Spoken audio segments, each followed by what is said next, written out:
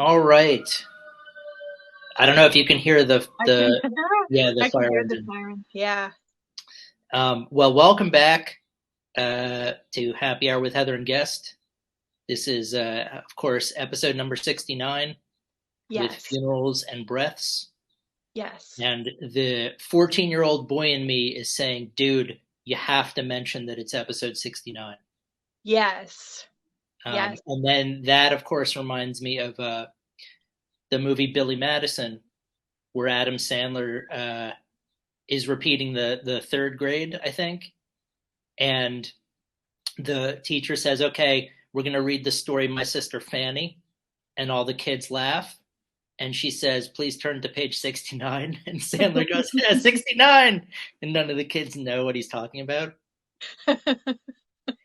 I used to think about that scene during the first year of my recovery when I was still hadn't kind of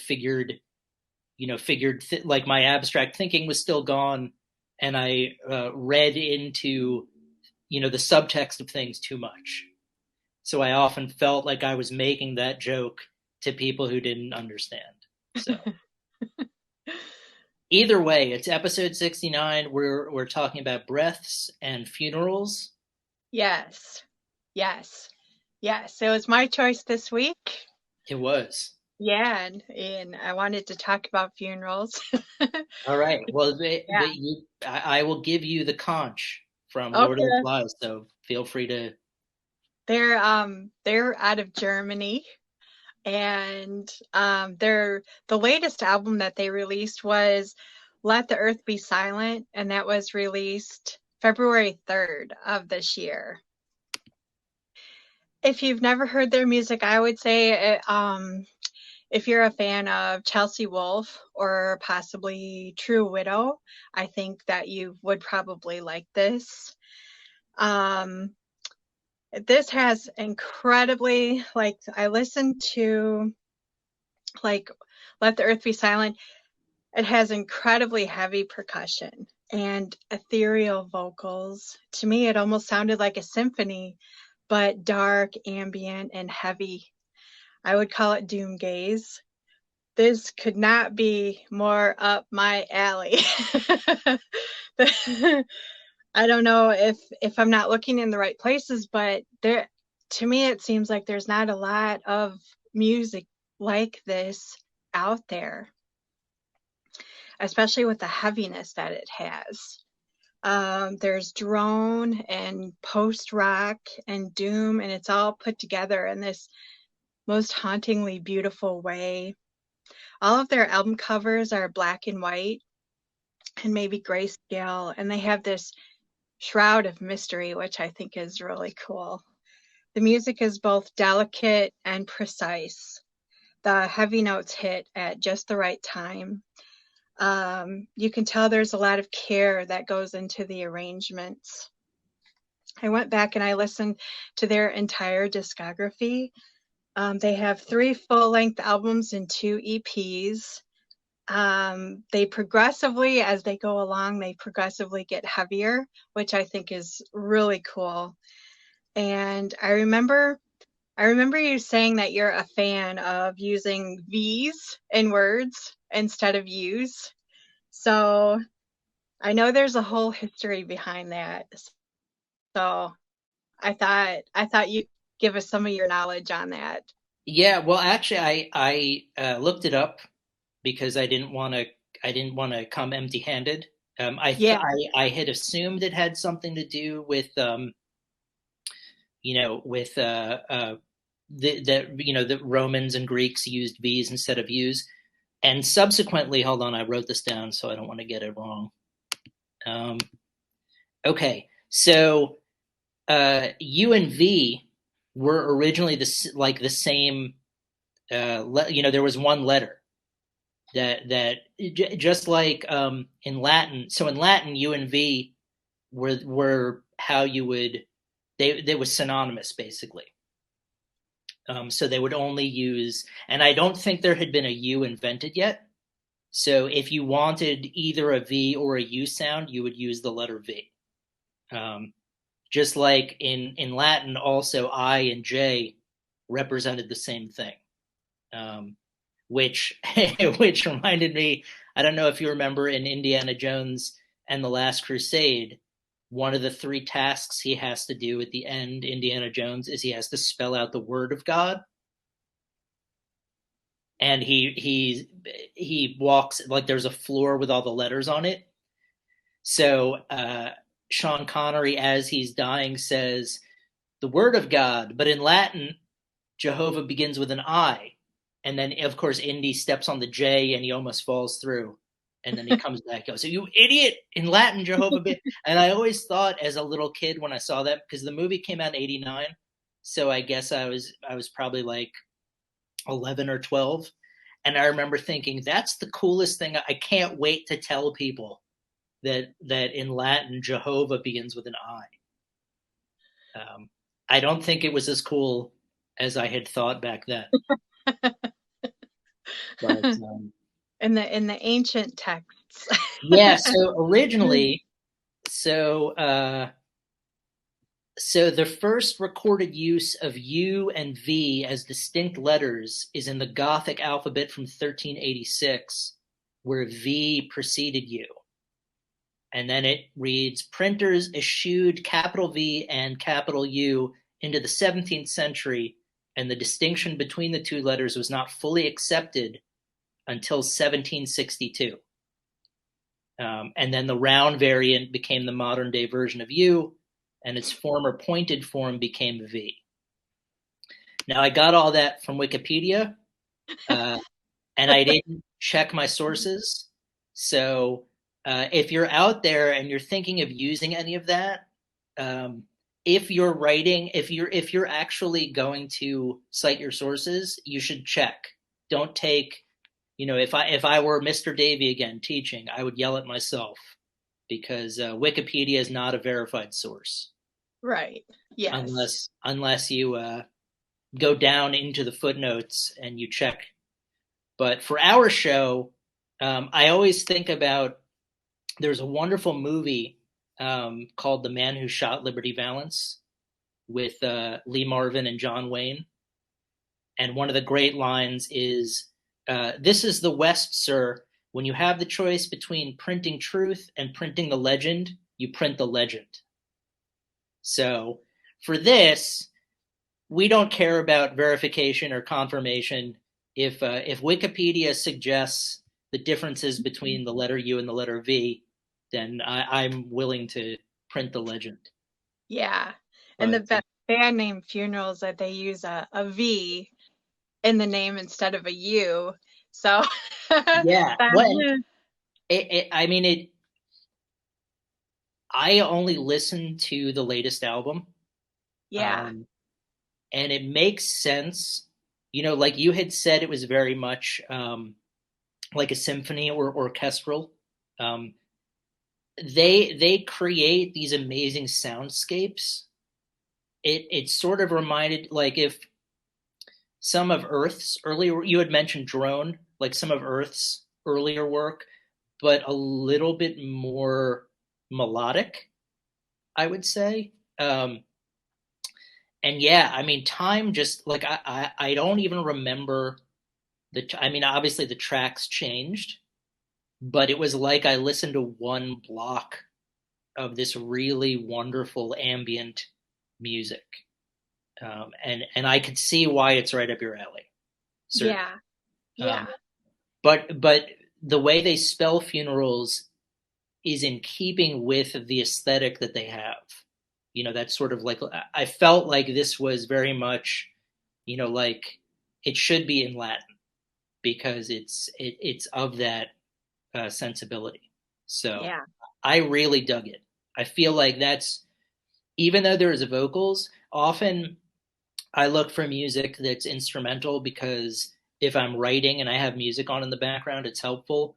But vocals can sometimes take away from the rhythm, because then you're starting to focus on the vocals.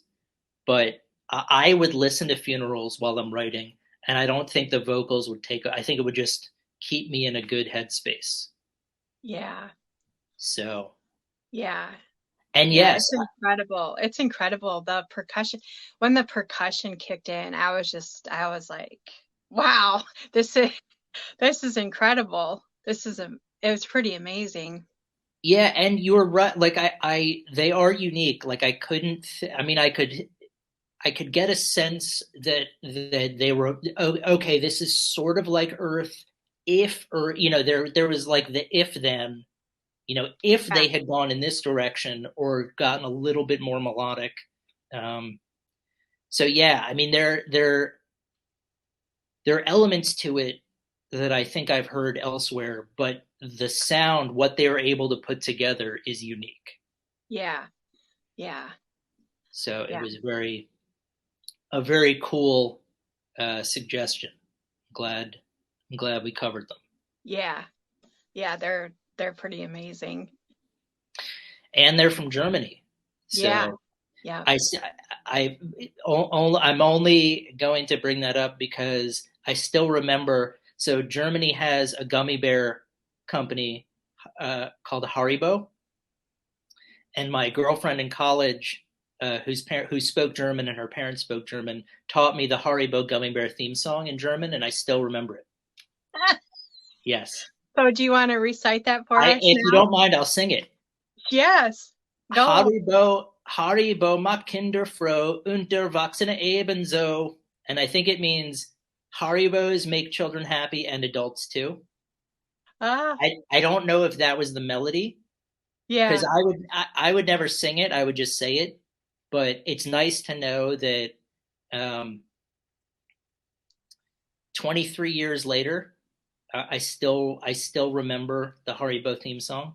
yeah. I think I can also say the window is dirty. Das Fenster ist schmutzig. Um, yeah, I didn't know any helpful things to say. I know I so if I go to Germany and someone's in trouble, I'll be able to ask them if they want any gummy bears. Yeah, my aunt was fluent in German, and she actually taught home economics in Germany for a while before she went to France and taught in France. So she was also fluent in French as well. But Gotcha. I never really picked up on like could pick out a word here and there, but I never could really, I wasn't very good at learning or speaking German. Right. Yeah, I mean because I'm me and I tend to remember trivial things. Yeah, I've remembered that. yeah. I because I lived in Macau and Hong Kong for a year at a time, and they spoke Cantonese. I remember how to say "large coffee, please" in Cantonese. And what's really cool in both of those cities is that if you are at a restaurant and you want the waiter's attention, you're supposed to put your hand up and call for their call. You say "mgoy," which means I'm ready to be taken, as opposed to here where you're sort of just supposed to sit and wait, politely until you're being helped. But Yeah. there you're supposed. So yeah, so it was fun. I still remember that. Large coffee, please. Um, yeah, How do you say that again? Yit cafe mgoy, I think. And I've told you this in the past, but and I kind of regret doing it now that I think about it.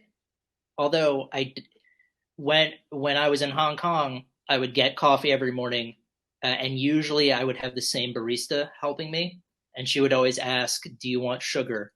And I would say, "No, thanks, I'm sweet enough."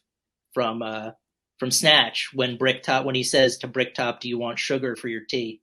and he says, "No, thanks, I'm sweet enough." And I must have done that the first 75 times she asked me. And then finally I realized that now it was just being cruel.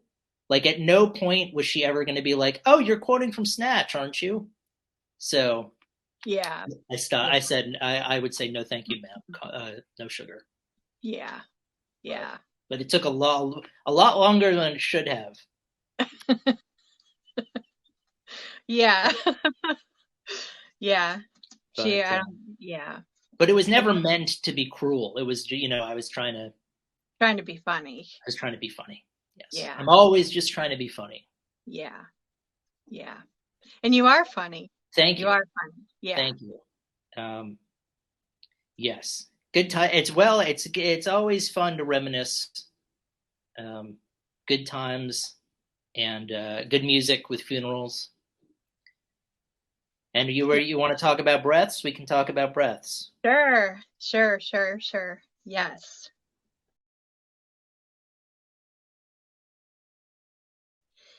Their album,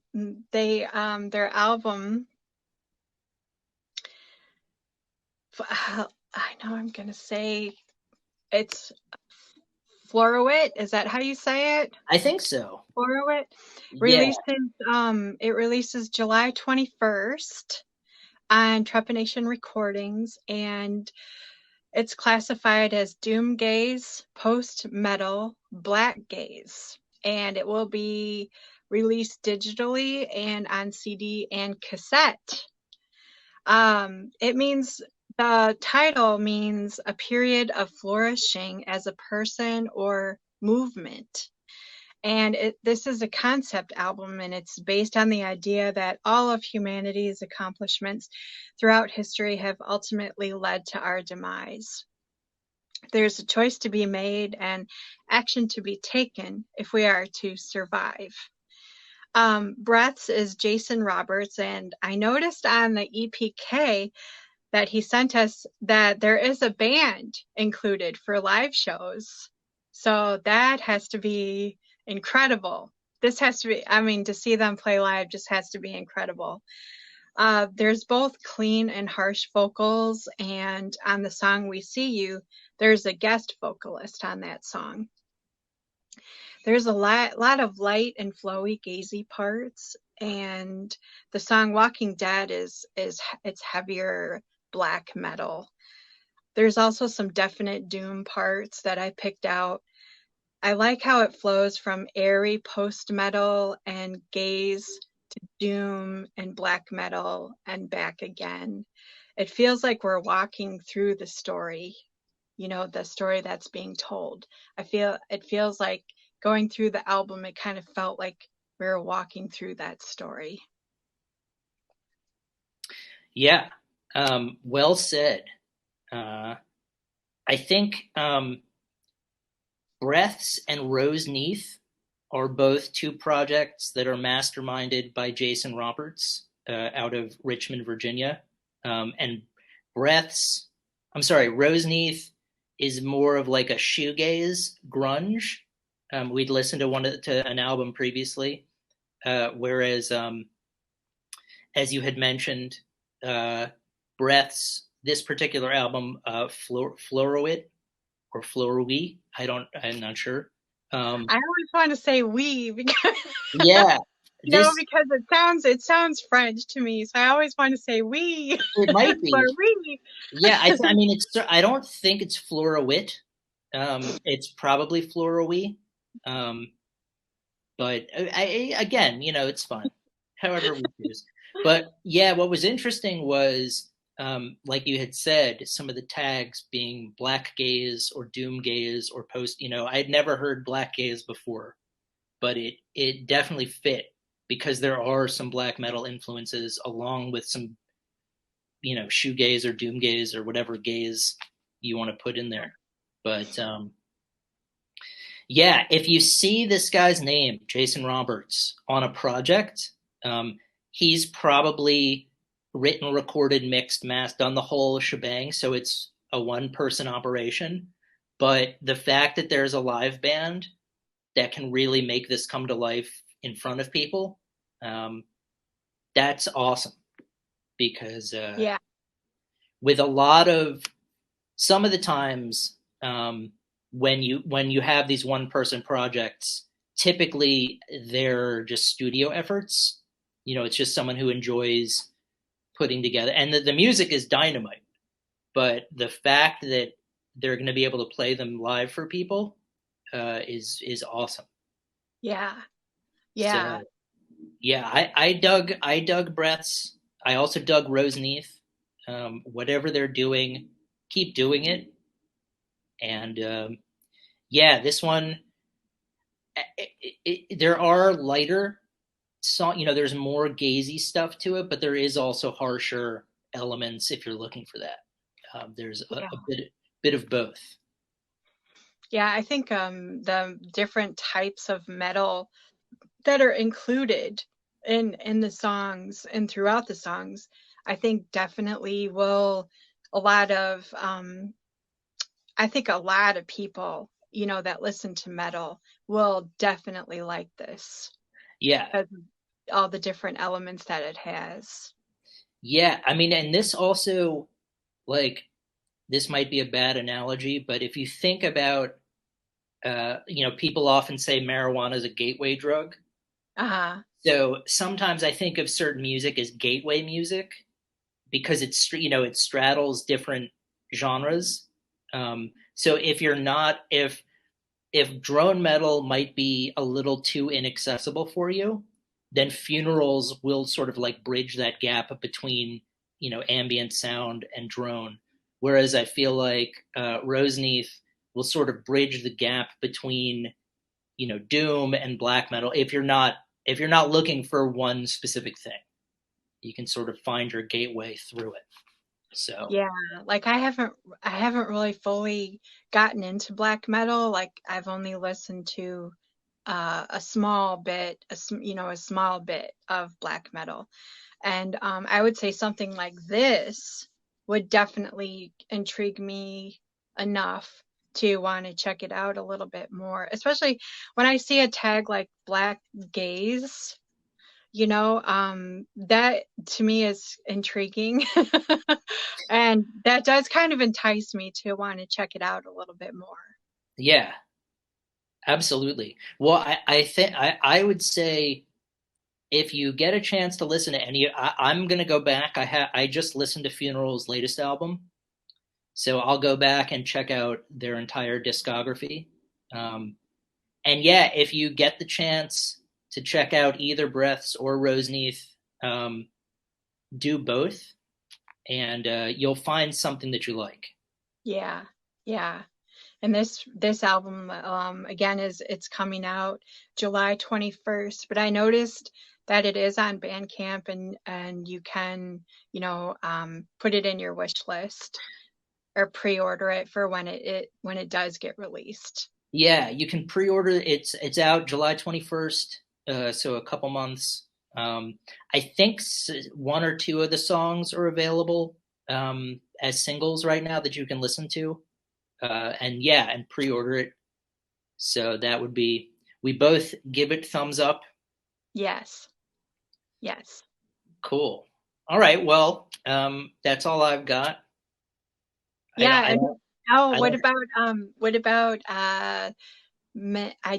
I think we could mention that we're working on our second compilation album. Yes. Good point. Yes, we're working on compilation number two. So far, we have tracks coming from Titanosaur, Turkey Vulture, Dunwich Dreams, Black Sasquatch, and Wizard Tattoo. So I'm excited about Yeah. that.